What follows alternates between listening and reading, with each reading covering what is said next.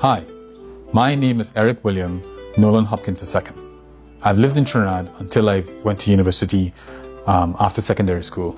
I went to the States in 2000, where I studied operations research and financial engineering at Princeton, and then ended up staying there for 15 years, working as a management consultant. My last year, I went to China, where I did my MBA in Shanghai. And then I came back to Trinidad and Tobago, where I joined the PNM and was involved in the Heliconia Foundation. Everywhere I've lived, I've always tried to be involved in the society and contribute to make things better. I volunteered for the Obama campaign in 2008. While working in CARICOM in Guyana, I worked and taught kids in a primary school on the weekends to help them do better in school in a disadvantaged area. Since I've been back in Trinidad and Tobago, I've been actively involved in the PNM. And for me, the best thing for the PNM right now is to improve our connection to the grassroots. And for me, the best way to improve that connection is to improve party groups. That's why I am offering myself as a People's Champions candidate for field officer. What new field strategies will you implement to increase party presence in hard-to-reach or opposition-leaning areas? That's a good question.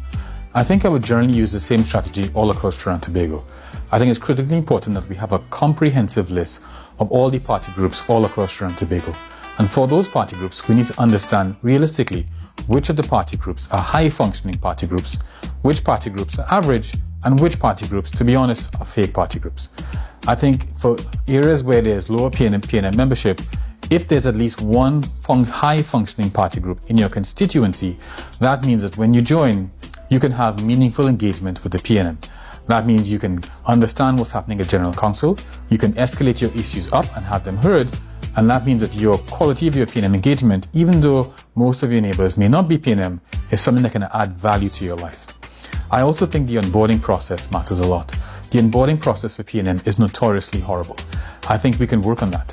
I think it's critically important that we make sure when you join the PNM, we find a party group closest to you, but also that it best matches your interests and the kind of style of party group that you want. Some people may want a party group that is issue-focused on certain issues, and some people may want a party group that has younger people, is more exciting, and does more activities that they may find engaging. What is your response to criticisms that field operations have become outdated or inefficient?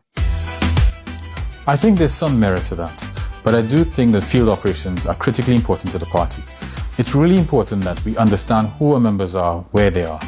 And in a system where we don't have a complete and accurate list of the party groups and understand which of those party groups are real and which of those party groups are fake, means that we don't have an understanding of the current situation of the engagement within the PNM. But I also don't understand it in some ways, because there are party groups all across the country, and those party groups matter. The people who engage in meaningful, high-functioning party groups do have meaningful engagement, and there's no way or no alternative to party groups in order for us to engage the population of Trinidad and Tobago. If given only 90 days to mobilize nationwide support, what would your top 3 priorities be? 90 days.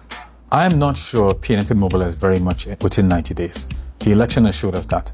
And I'm not sure that's wrong. But I do have some things that I would start that might make a difference.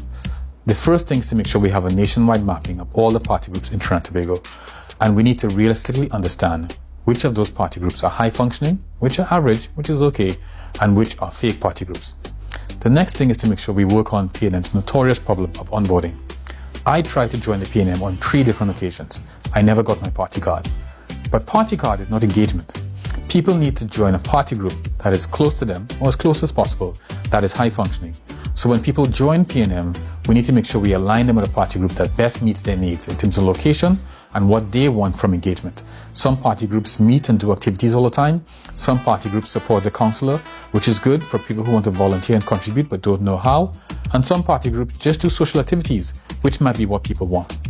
And the third thing is, different party groups have different things that they're good at. Some party groups are really good at hosting football tournaments, Christmas parties. Some party groups are really good at volunteering, and different party groups have different things that they're weak at. I am not aware of party groups that are good at everything. I only know Baratari Sawan, but as I have met people across the country, what I'm discovering is that we have this problem nationwide. And it's critically important that we create an avenue for people to share and learn from each other what we all do well. Because each of us does something really well, and if we do that and collaborate and work together, we can create a greater PNM where everyone has a slightly higher functioning party group that provides meaningful engagement.